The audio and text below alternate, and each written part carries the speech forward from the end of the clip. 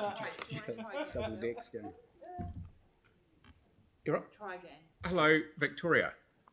Yes, I'm here. Oh, good. Good to, I won't say good to see you because I can't see you. Well, I'm here. Yeah, okay, you far away. It's good to hear you. So the floor is yours. Yeah, thank you. I'd like to thank elected representatives and council staff for their work and effort. It's been a very challenging few years, and difficult decisions are necessary, provided they are undertaken with due diligence and result in the best interest of all ratepayers and not just for the privileged few. So my thanks to you all. And according to the press, a prominent business group's submission believes that there is a golden decade that awaits the city. However, chief executives and consultants are well paid to promote the economic interest of developers, business, and sporting organizations, many of which actually apply for council funding. The dollars they seek come from our rates and long-term investments. Implementing and overseeing council policy is not simply red tape. It is the appropriate and fair administration on behalf of all ratepayers. Ratepayers should not be seen as a private bank to supplement business interests, and the council, in my view, has already given $10 million to restore the cathedral.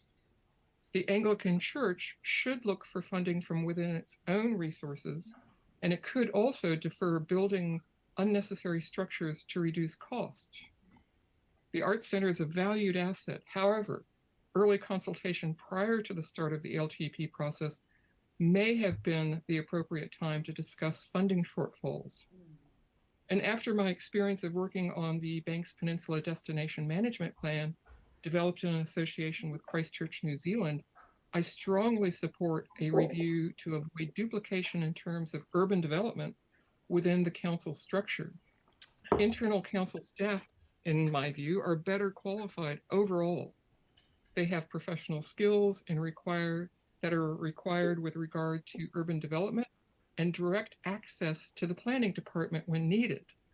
Christchurch, New Zealand has adequate funding, provided it is managed in a professional and prudent manner. I reviewed the LTP and found scant, if any, mention of Akaroa or Banks Peninsula and its remote communities of interest. It seems the council's focus remained firmly on the CBD and Te Kaha Stadium. But all these things are very minor details in the larger scheme of things. In my view, the most important item is climate change.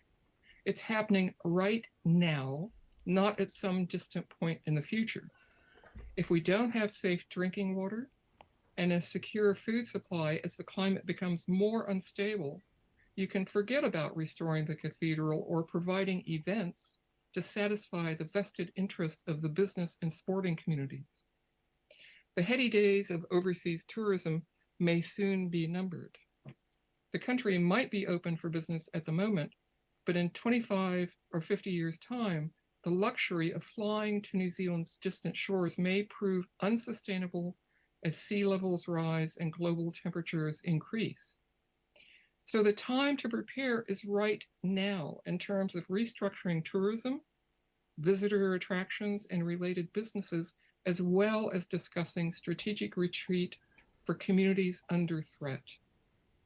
Ratepayers' money should be spent on funding essential services and implementing its coastal hazards adaptation plan instead of paying large enticement fees to attract rugby games and secure entertainers under the guise of filling up hotel rooms and cafes for 1 or 2 days.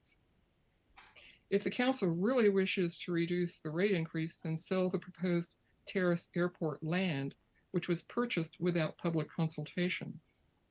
And please remember, in relation to the LTP, the decisions that you make will impact your families, your children and grandchildren, as well as all ratepayers.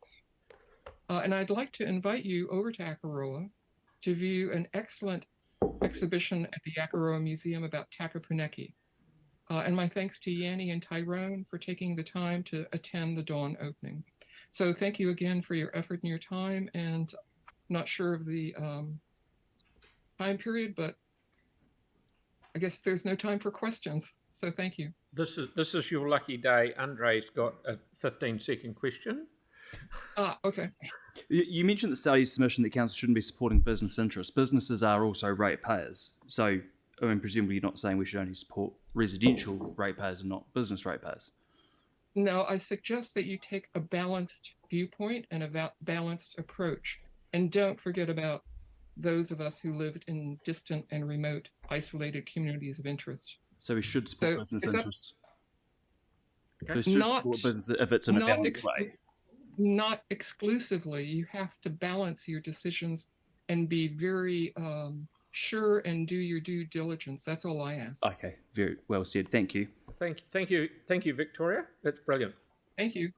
Okay, so next we have